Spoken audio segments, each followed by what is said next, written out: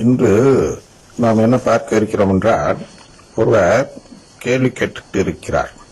எப்பொழுது என்றால், episode 79 part 51 என்ற தலைப்பில் போடப்பட்ட நிகழ்ச்சியில் ஒரு கேள்வி கேட்டிருக்கிறார். அது கேள்வி என்னவென்றால், தினமும் திருப்பலி கண்டால்தான் கடவுள் குடும்பத்தை விரும்புகிறோமா அப்படின்னு ஒரு கேள்வி கேட்டிருக்கிறார். எதை வைத்து கேட்டிருக்கிறார் என்றால், அதற்கு முந்தின ஒரு நிகழ்ச்சியிலும் அன்றைய நிகழ்ச்சியிலும் அதை சொல்கிறோம். என்ன சொல்லப்படுகிறது என்றால், தினமும் திருப்பலி காணுங்கள் என்று சொல்லப்படுகிறது ஒன்று. இந்த நிகழ்ச்சியில் அன்றாட உணவு என்று சொல்லப்படுகிறது.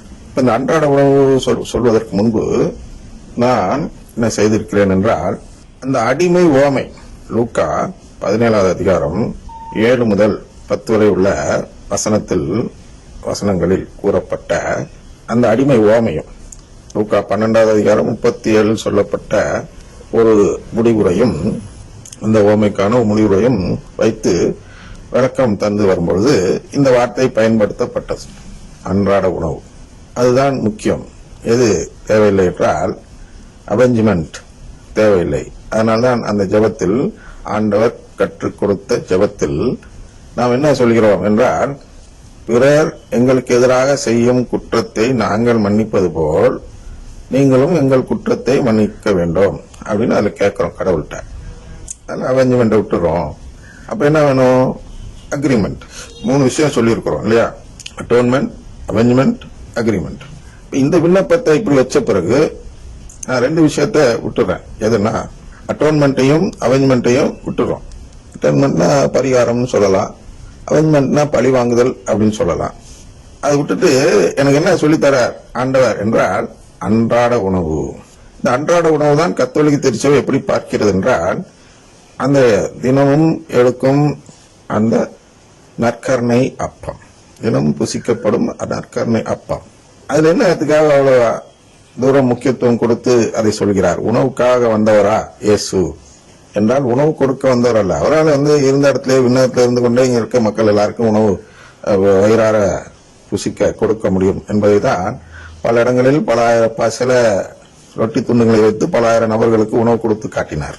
ஐயா, நீ அதை நம்பாத, உணவை கொடுத்தேன்னுங்கிறதுக்காக என்ன நம்பாத, நான் சொல்ற செய்திக்காக நம்பு அப்படின்னு சொல்றார் அந்த இடத்துல. உணவு கொடுப்பது அவருக்கு ஒரு பெரிய விஷயமே இல்லை. அதனால இங்க சாப்பிடுற உணவை பத்தி அவர் பேசல. நமக்கு மீட்பு தரும் உணவு. ஏன் அந்த உணவு மீட்பு தருகிறது என்றால், அது உடன்படிக்கையாக வேலை செய்கிறது. அதை கேட்கும் செயல், கேளுங்கள் கொடுக்கப்படும் என்று சொல்கிறார் அல்லவா மத்தேயு 7:7. அப்ப அந்த கேட்பதற்காக ஒரு செயலை வைத்திருக்கிறார். அதனால அதே போல்தான் வேண்டாம் என்று சொல்வதற்காக ஒரு செயலை வைத்தார். தொடக்க நூல்ல அது ஆதாம் ஏவாள். வேண்டான்னு சொல்லிட்டீங்கன்னா நான் எடுத்துருவேன்னு சொன்னாரு. அவங்க வேண்டான்னு சொல்லிட்டாங்க. அந்த கனியை புசித்ததும், உயிர் வேண்டாம் செத்துக்கிறேன்னு சொன்னீங்கன்னா சாவு அப்படின்னு சொன்னார். அன்றே சாகவே சாவாய் அப்படின்னு சொன்னார். அது அர்த்தம் என்னன்னா, உனக்கு சாவு வேணா சாவை எடுத்து புசிக்கப்பா அப்படின்னு சொல்லி கொடுத்தார். அவங்க சாவை புசித்தார்கள். நாம் வாழ்வை புசிக்க வேண்டும் என்றால் வாழ்வு தரும் உணவை புசிக்க வேண்டும். அப்ப நம்ம கேட்கிறோம், எனக்கு வாழ்வு தாருங்கள். வாழ்வு எங்கிருந்து கிடைக்கும்? அவர் உறவு பெறுவதன் மூலமாக கிடைக்கும். அப்ப உறவு பெற வேண்டும் என்றால் நம்ம அவர்கிட்ட அதை கேட்கும் பொழுது அதுக்கான வெளியடையாளம் செய்கிறோம். அந்த வெளியடையாளத்தை தான் உடன்படிக்கை என்று சொல்கிறோம். இதுவே புதிய உடன்படிக்கைன்னு அதுக்காக தான் சொல்றாரு. வேற என்ன உடன்படிக்கையில இருக்கு? வேற அவங்க மற்ற சபைகள்ல சொல்ற மாதிரி விஷயங்களுக்கு அதுல ஒன்றும் உடன்படிக்கைக்கு வேலையே இல்லை. நல்லது செய்ய போறேன், எனக்கு மோட்சத்தை தர போறேன், இதுல என்ன உடன்படிக்கை இருக்கு? நாங்க உடன்படிக்கைன்னு சொல்றது அர்த்தமற்றதா மாற்றுவதுதான் மற்ற சபைகள். நாம் என்ன சொல்கிறோம் என்றால், இது ஒரு உடன்படிக்கை. உடன்படிக்கை என்னன்னா, உறவு கேட்கும் உடன்படிக்கை. உறவு கேட்பவர்களுக்கு கொடுப்பார், அவங்களாம் உறவு கேட்க மாட்டேங்கிறாங்க அதனால கொடுக்க மாட்டார் அப்படின்னு நாங்க சொல்றோம். ஒன்னும் சபிக்கல, இன்னொன்னு தப்பு தண்டை பண்ணல. ஒரே ஒரு விஷயம் தான் செய்றீங்க. ஆதாம் ஏவாள் செய்த அந்த ஒரே ஒரு விஷயம், எனக்கு வாழ்வு தரும் உணவு வேண்டாம் என்று சொல்கிறீர்கள். அவர்கள் சாவு தரும் உணவு வேணும் என்று சொன்னார்கள். ரெண்டு கிட்ட ஒண்ணுதான். மற்றபடி அவர்கள் நல்லவர்கள் தான். ஆடை அணிந்து கொண்டார்கள், சுவையானதை புசிக்க ஆசைப்பட்டார்கள். மற்றபடி எல்லாமே நல்ல ஒரு மனிதனுக்கு வேண்டிய குணாதிசயங்கள் அவர்களிடம் இருந்தது. ஆனால் செய்தது ஒரே ஒரு தவறு தான். அந்த தவறை தான் மற்ற சபைகளும் செய்கிறார்கள். அந்த தவறை நாம் செய்யாமல் இருக்க, கத்தோலிக்கராகிய நாம் செய்யாமல் இருக்கதான் நாம் என்ன செய்ய வேண்டும் என்றால், திருப்பலிக்கு போக வேண்டும். அப்ப என்ன சொல்றேன்னா, தினமும் திருப்பலிக்கு போக வேண்டும் அப்படின்னு ஒரு வார்த்தை சொல்லிட்டேன். அதாவது பகுதிகளாக வந்தபோது இதுக்கு முந்தின பகுதியில் அதில் ஒரு வார்த்தை சொல்லிட்டேன். அதனால இந்த நபர் இந்த கேள்வியை கேட்டு இருக்கிறார், என்ன தினமும் போகணுமா, அப்பதான் கடவுளை நேசிக்கிறேனா அப்படின்னு ஒரு கேள்வி.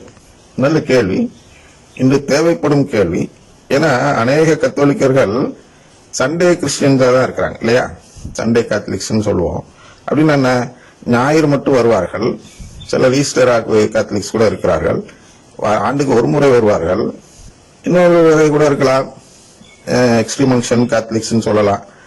அப்படின்னா என்ன, சாகும் தருவாயில கூப்பிட்டு விடுவாங்க, ஐயோ அவசர விடுங்க, அப்போ நன்மை வாங்கிட்டு இறந்து போவார்கள். இப்படி 2-3 விதமா கத்தோலிக்கர்கள் இருக்கிறார்கள். இதுல யாருக்கு மீட்பு அப்படிங்கறது அந்த கேள்வியுடைய உள்நோக்கம்.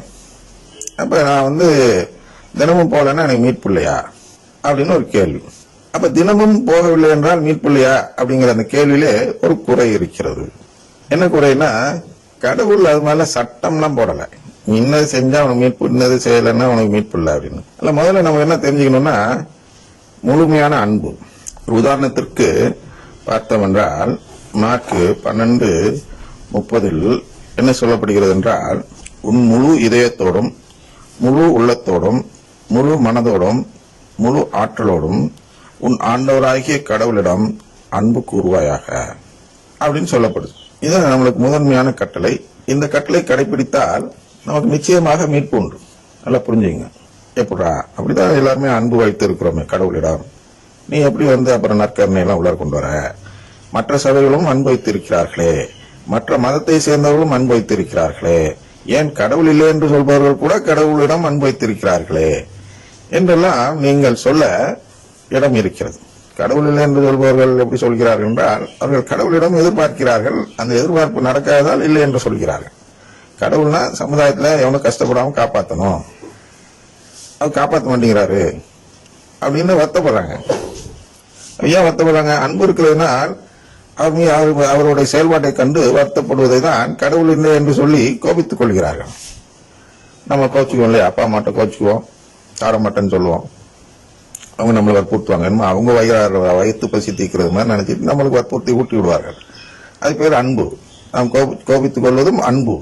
அதுபோன்று கடவுள் இல்லை என்று சொல்பவர்களும் கடவுளிடம் கோபித்துக் கொண்டுதான் கடவுள் இல்லை என்று சொல்கிறார்.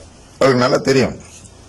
என்ன தெரியும்னா, இந்த உயிர் அது என்னதான் டார்வின் தியரியா இருந்தாலும் அவங்க என்ன தெரியும்னா, அந்த சுண்ணாமும் சாணமும் சேர்ந்தால் ஒரு உயிர் உருவாகும் என்று டார்வின் சொல்லி வருகிறார்.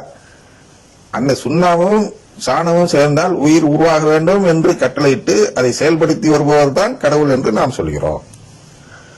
அது அவங்க நல்லா தெரியும். அந்த கடவுள் அந்த இடத்துல சேரக்கூடாதுன்னு சொன்னா அந்த உயிரை உருவாகாது. இந்த இயற்கை சட்டம் என்று கத்தோலிக்கத்தில் சொல்லி தருவார்கள்.